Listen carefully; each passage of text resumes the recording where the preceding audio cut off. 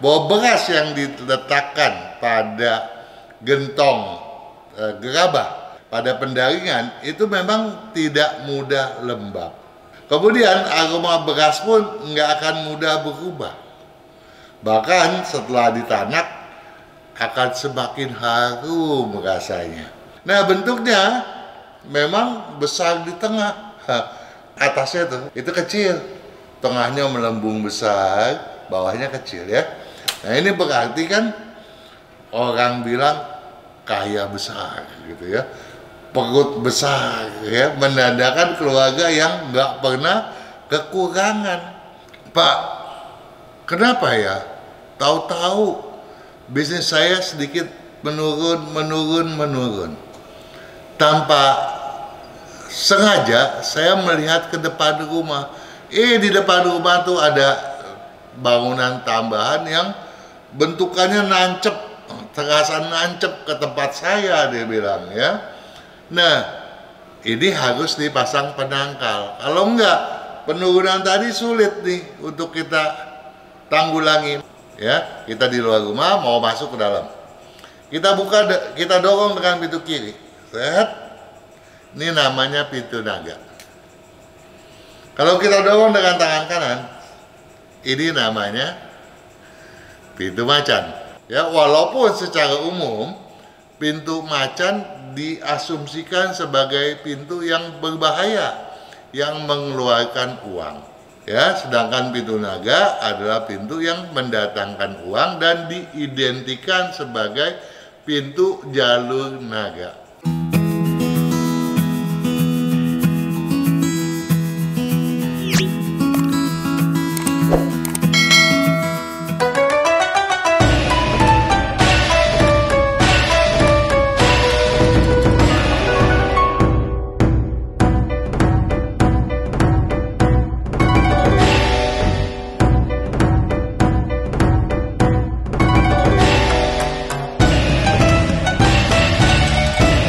Juragan hoki dimanapun Anda berada.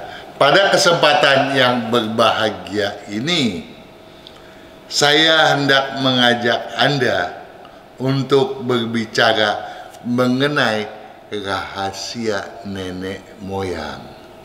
Rahasia nenek moyang yang dapat membuat rezeki kita lancar turun-temurun, nggak ada habisnya.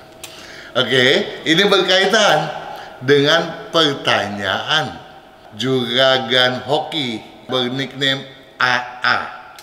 Ya, AA bertanya pada video tanya jawab 004, aturan feng shui rumah kecil agar tetap hoki.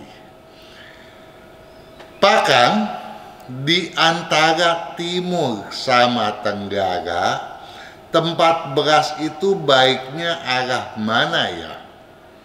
Khususnya kalau tempat berasnya guci, yang katanya guci itu unsurnya tanah. Juragan hoki AA, pertanyaan Anda ini mengingatkan saya pada dua hal.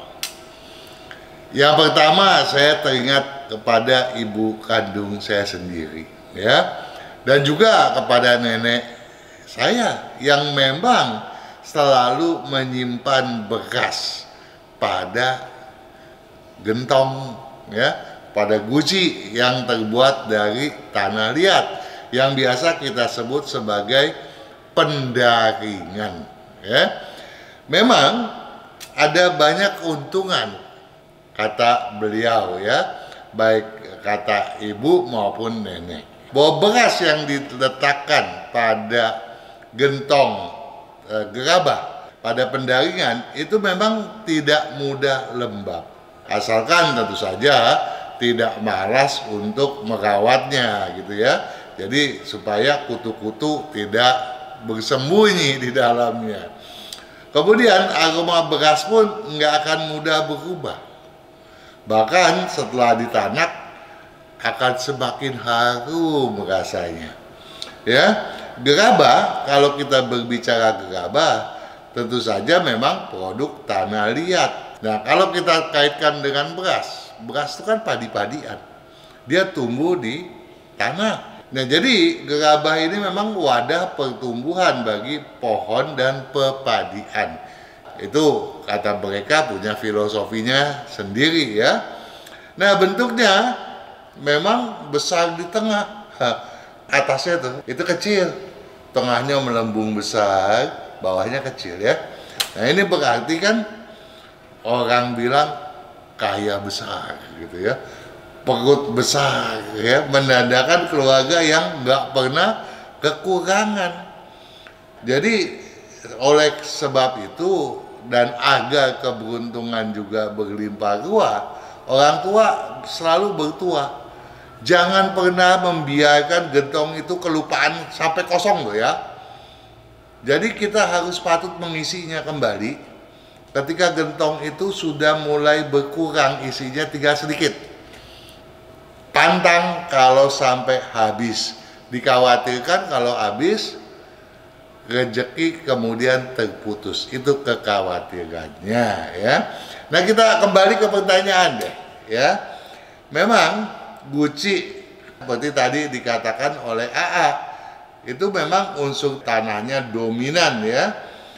Kemudian juga guci ini memang juga kan banyak dipakai juga sebagai tempat minuman. Oh iya, saya teringat ketika saya masih sekolah dasar, sahabat saya itu seringkali mengajak ke rumahnya dan waduh, airnya luar biasa, air yang kita minum dari guci gitu ya. Nah, jadi tempat beras kalau ditaruh di guci itu juga akan seperti keberuntungan, seperti air yang datang berlimpah ya. Karena guci ini juga seringkali merupakan tempat penyimpanan air. Nah, sekarang pertanyaan lebih lanjut, di manakah, betul nggak sih letaknya harus di timur atau di tenggara begitu ya? Juragan AA ini memang luar biasa, sudah benar sekali bahwa memang guci tanah liat itu harusnya ditaruh di sektor timur dan tenggara. Boleh juga di barat dan barat laut, yang penting tidak pada sektor utara ataupun di selatan, sebaiknya tidak gitu ya. Nah, tetapi kalau kita berbicara zaman sekarang kan nggak semua pakai gentong lagi AA ya, mereka udah pakai banyak kan tuh dispenser, semacam dispenser dari bahan plastik ya. Nah, kalau bahan plastik itu cocok ya di timur dan tenggara juga, tetapi di barat dan barat laut dan selatan justru nggak cocok gitu ya. Jadi mau di tempat di guci maupun di plastik sebetulnya cocok pada timur atau tenggara. Nah, beras memang berunsur kayu dominan. Jadi janganlah kita letakkan pada sektor yin. Kita harus meletakkannya pada sektor yang. Nah, sektor yang kuat adanya juga di timur dan tenggara ruang dapur, gitu ya. Namun bukan tidak boleh Anda menyimpan ada tempat lain yang lebih sakral sebetulnya, ya. Sekarang ini, tapi di masa sekarang kan semua tempat sudah dialokasikan sesuai dengan arsitekturnya, bahwa kalau tempat beras ya ada lacinya sendiri gitu ya. Memang sebaiknya kalau tempat lacinya itu diletakkan pada timur atau tenggara daripada ruang dapur gitu ya. Kalau di gudang ya gudangnya pada sektor tersebut juga. Tapi boleh juga Anda letakkan pada timur atau tenggara ruang tidur Anda sendiri ya. Ya, jadi kesimpulannya silakan saya ulangi, boleh pada gudang khusus, gudang sembako, gudang makanan Yang penting pada sektor timur atau tenggara, ya. Kalau dia itu dari bahan guci, silakan pada barat atau barat laut pun bagus adanya. Ada pertanyaan yang serupa yang diajukan oleh Cahaya Mutia pada video tanya jawab 015. Pantangan kamar mandi WC. Pak Kang, boleh tidak tempat beras dekat kamar mandi? Tadi saya sudah jelaskan bahwa janganlah kita meletakkan beras pada sektor yin. Kamar mandi adalah sektor yin.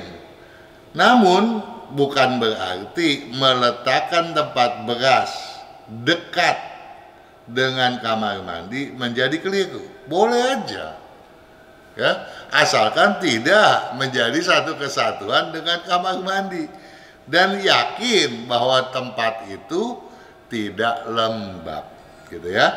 Bagus-bagus kalau memang sektor tadi adalah sektor timur atau tenggara daripada dapur Anda. Ada pertanyaan berikut, ya, dari Marius Edi.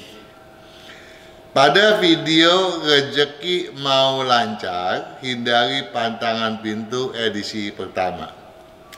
Pak, kalau cermin yang dipakai rias rambut sifatnya cekung, cembung, atau datar, Pak? Ya, yang bulat itu ya. Rias rambut itu ada yang kotak, ada yang bulat. Setahu saya sih datar semua ya kalau yang seperti itu. Ya. Kemudian bagaimana cara pasang cermin pada pintu utama kios? Nah, kalau cermin rias rambut, ya, kalau yang ada pegangannya, kita mau taruh di atas, kita mesti melekatkannya. Kita tempel. Kalau yang kita mau pakai itu cermin rias rambut. Atau kalau yang kita taruh di meja itu berarti ada pegangannya, kita mesti ikat, kita gantung. Nah, kalau kita gantung ini keliru.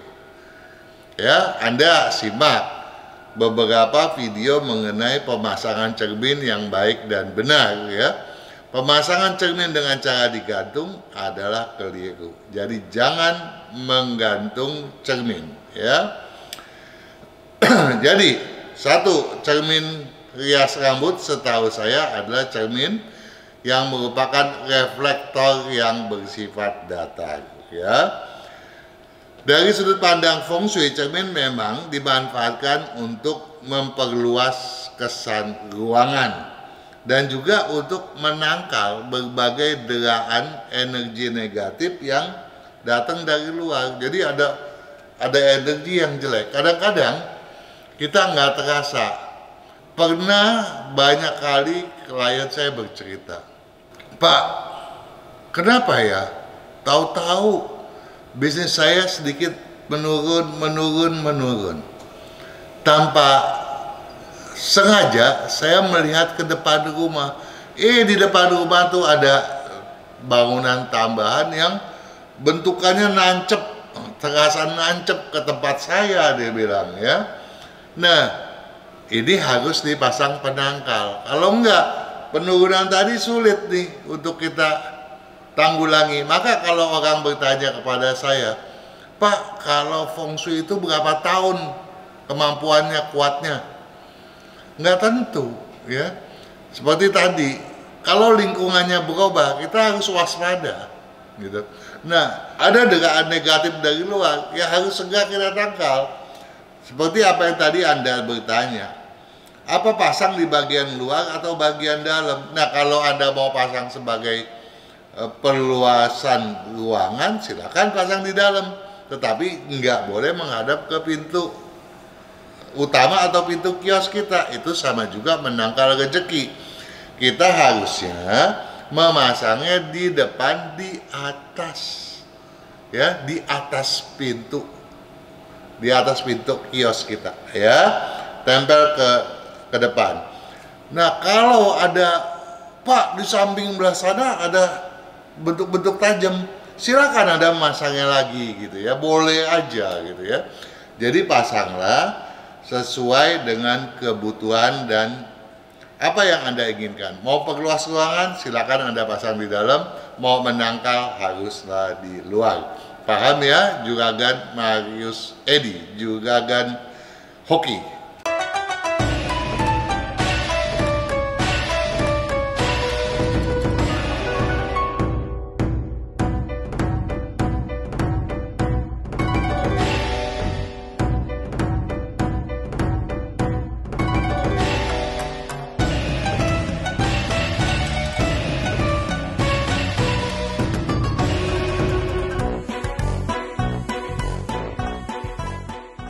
Kesehatan karakter, bakat, bisnis, hubungan, Hong Shui, waktu, nasib dan siasat. Kesempurnaan dari kedelapan aspek inilah yang dipelajari oleh metode Yin Yang 5 unsur, agar perjalanan hidup manusia dapat berhasil dengan tetap berjalan serasi, selaras, dan seimbang dengan alam semesta. Kita lanjut ke pertanyaan berikut, datang dari Mariatan pada video mengundang Hoki ke dalam rumah. Mau tanya Pak Kang, bagaimana kalau di sebelah pintu utama ada pintu garasi, tetapi pintu garasinya lebih besar daripada pintu utama? Boleh apa boleh? Pertanyaan serupa datang dari MALY. Pintu garasi kan umumnya jauh lebih besar daripada pintu utama. Gimana itu Pak? Dia bilang. Ya tentu saja, yang namanya garasi itu selalu lebih lebar. Ya, kecuali kalau motor, ya. Jadi kalau sepeda motor silakan masuk dengan ke lubang pintu yang kita biasa masuki, ya, pintu orang. Tapi kalau yang namanya mobil, kecuali mobil-mobilan, itu baru bisa masuk ke pintu orang. Sudah barang tentu boleh berada di samping pintu utama, ya.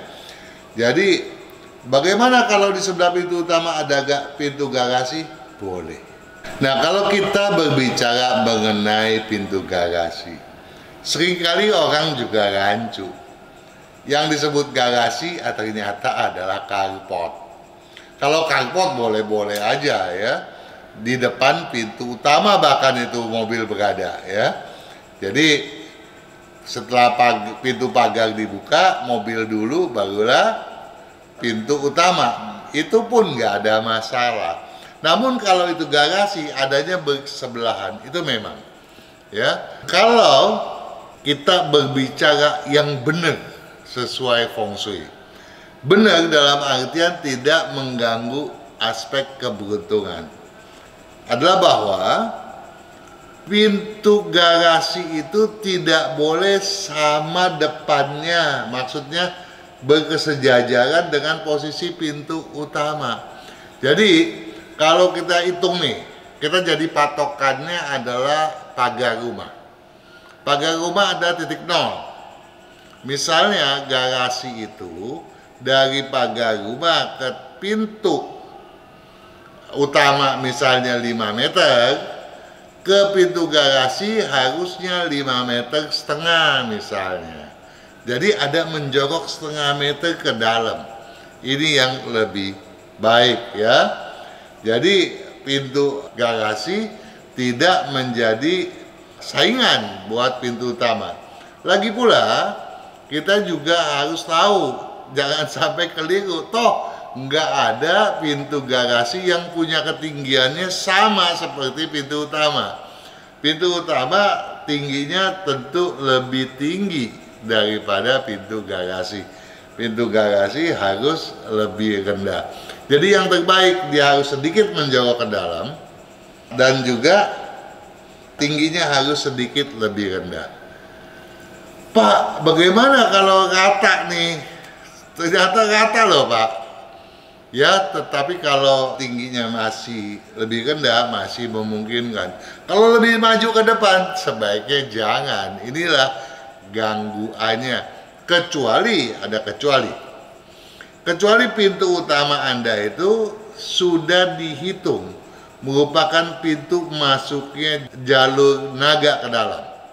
Ya, jadi itu harus dihitung seteliti mungkin, ya, berdasarkan analisis khusus terhadap kepala keluarga. Kalau itu sudah dilakukan, masih memungkinkan.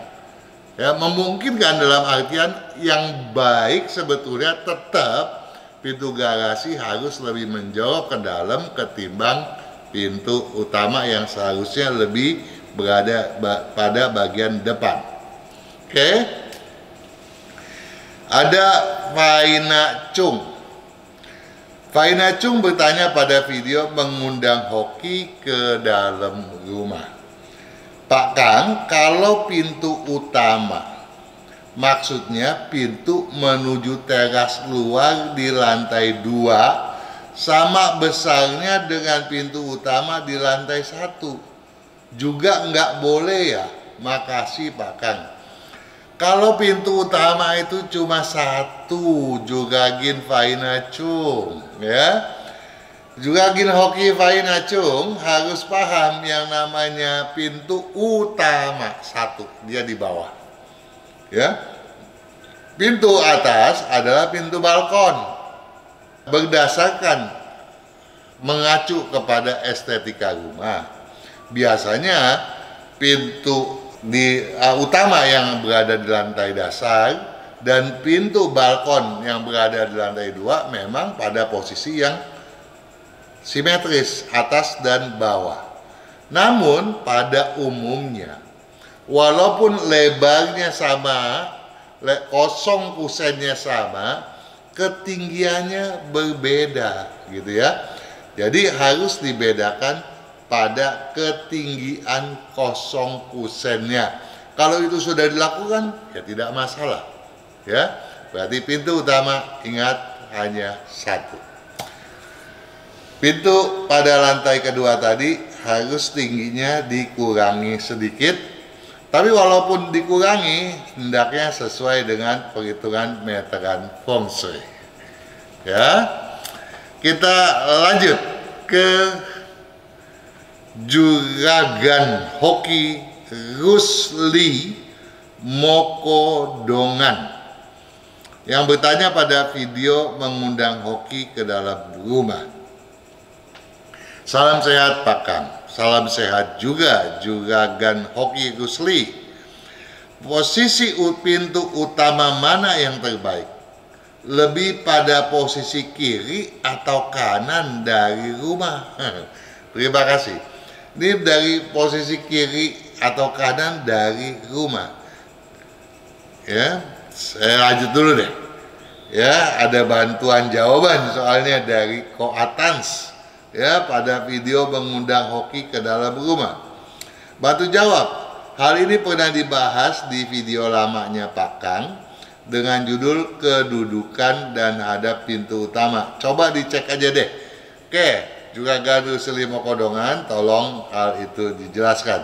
Tapi untuk lebih jelasnya, saya walaupun mungkin apa yang saya jelaskan ini berbeda dengan penjelasan yang dimaksudkan oleh Koatans, ya, tolong dipahami bahwa kalau kita diajukan pertanyaan lebih pada posisi kiri atau kanan, itu biasanya menjurus pada pertanyaan apakah pintu yang terbaik itu pintu naga atau pintu macan? Kok pintu naga atau pintu macan?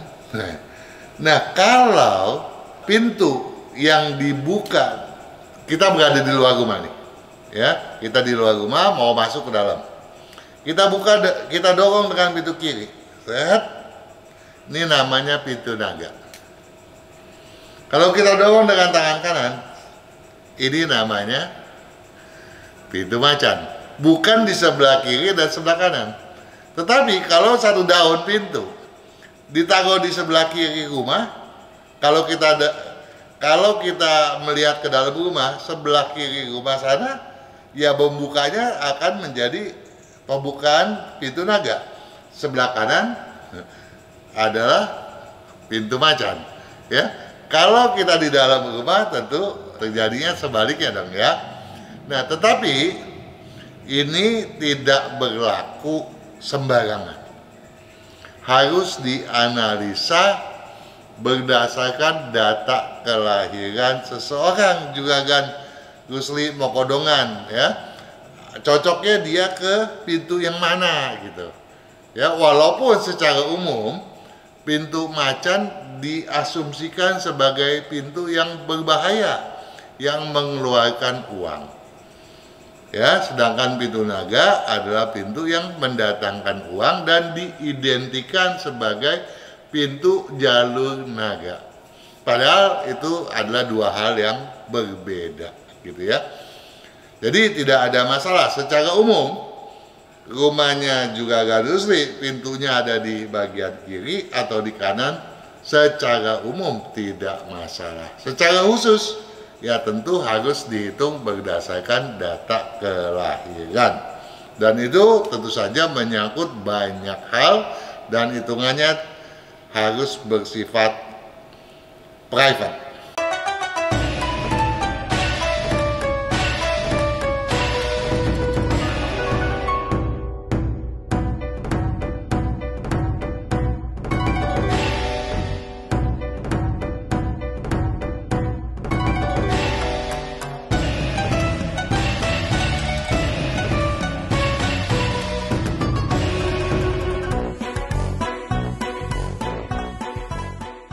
Kesehatan karakter, bakat, bisnis, hubungan, Hong Shui, waktu, nasib dan siasat.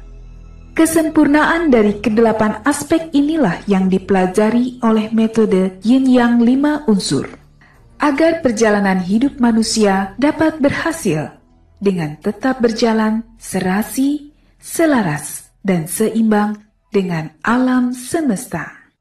Oke, kita lanjut ke penanya berikut. Ada juragan hoki, Oki Suharsono, bertanya pada video mengundang hoki ke dalam rumah.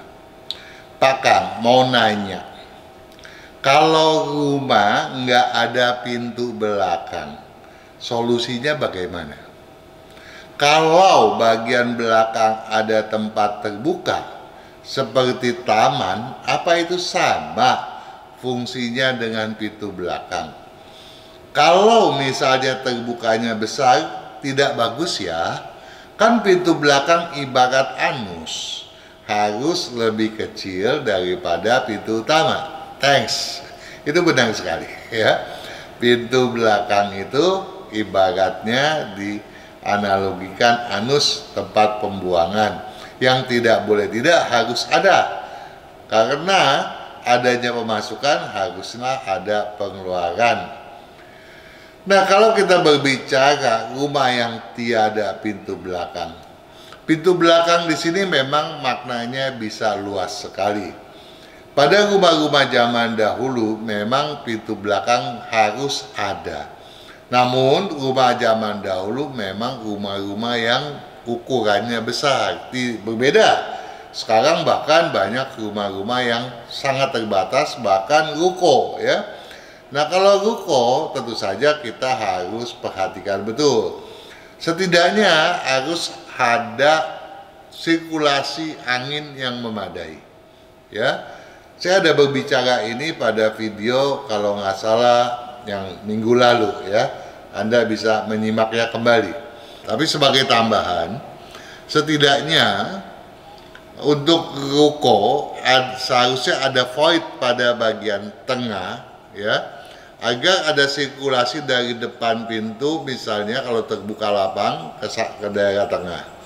Nah, kalau tidak, dia juga harus punya dari tengah dan ke belakang ya. Maka di belakang sebaiknya harus ada bukaan udara, kalaupun tidak berbentuk halaman, harus ada void ke atas ya. Itu yang sebaiknya. Nah, sekarang untuk juragan hoki Oki Suharsono, dia berkata bahwa di bagian belakang ada tempat terbuka seperti taman. Ini justru lebih bagus ya. Berarti ada energi positif yang bisa imbal balik ya, berputar ke dalam dan keluar. Ini bagus sekali. Namun kalau tidak ada pintu, tentu ini dianggap disinonimkan, dianalogikan anus yang luar biasa, sehingga pemborosan bisa terjadi.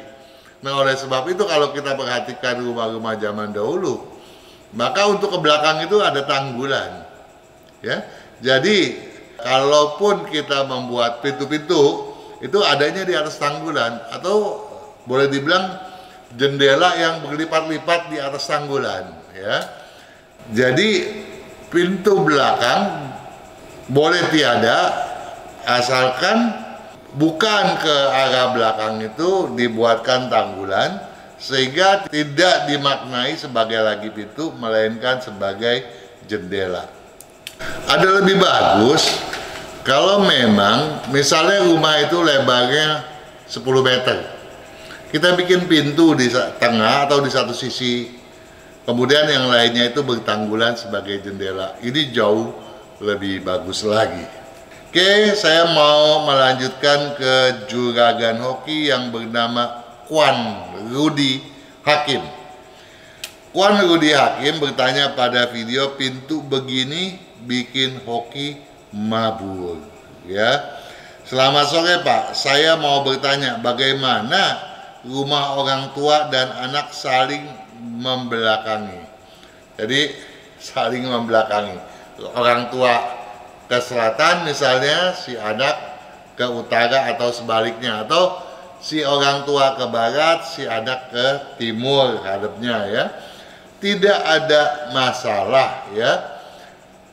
Kalau dari sudut pandang feng shui yang baik dan benar, tentu kita mau segalanya teratur berdasarkan metode analisis yin yang 5 unsur, agar segala sesuatu yang tiba-tiba terjadi tanpa gejala ya, yang tahu-taunya bisa menjadi sesuatu yang bersifat merugikan atau bahkan membahayakan ya, tidak terjadi. Tentu saja kita mau menghitung apakah misalnya begini, si bapak ke selatan, bolehkah si bapak ini sebagai kepala keluarga memiliki kedudukan utara menghadap selatan? Kemudian si anak menghadap ke utara. Kita harus menghitung, bolehkah si anak ini berkedudukan di selatan menghadap utara? Begitu ya. Oh, saya punya papa udah nggak bisnis, kepala keluarga cuma saya kok Pak. Nah, kalau cuma saya, hitung saya gitu. Nah, kalau dihitung saya, bagaimana caranya? Misalnya si saya ini dihitung, misalnya Kwan Rudi Hakim, cocoknya duduk di utara menghadap selatan. Nah, padahal rumah satunya menghadap ke utara, satunya menghadap ke selatan. Ya, cocoknya menghadap ke selatan. Oke, kita bikin pintu besarnya di selatan, pintu kecil di utara. Ya, nah, dengan kecocokan sebagai kepala keluarga, maka si orang tua menjadi lebih sehat pula gitu ya, menjadi ayam tentrem tinggal di dalam rumah tersebut. Atau si Kwan Rudi Hakim cocoknya menghadap ke timur ya, oke, yang belakangnya nih barat nih, di barat kita bikin pintu kecil gitu, di depanlah yang sebagai pintu utama, si orang tua mengikut. Tapi kalau kedua-duanya masih bisnis, ya tentu saja kedua-duanya harus dianalisa. Tetapi terlepas daripada hitungan tadi, boleh nggak? Saya tidak bisa menjawabnya secara pasti ya, boleh-boleh aja sepanjang tidak ada masalah. Kalau ada masalah, segeralah menghitungnya dan Anda bisa memanfaatkan pelayanan Radio Sonora FM pada 0812 112 9200. Ajukan pertanyaan Anda dengan data yang lengkap Dan tentu saja dengan senang hati kami akan melayani Anda. Juragan Hoki dimanapun Anda berada, tentu saja yang sedang menyimak pembicaraan kali ini, di mana pembicaraan kali ini sudah saya kemukakan dengan beberapa tema dan ulasan. Dan saya berharap ulasan ini tidak hanya bermanfaat bagi para penanyanya belaka, tetapi juga bagi Anda semuanya. Karena kemajuan kesuksesan Anda dalam beraktivitas bisnis merupakan tujuan saya sebagai seorang praktisi Feng Shui. Kesuksesan Anda yang semakin meningkat tentu akan membahagiakan saya. Sukses selalu.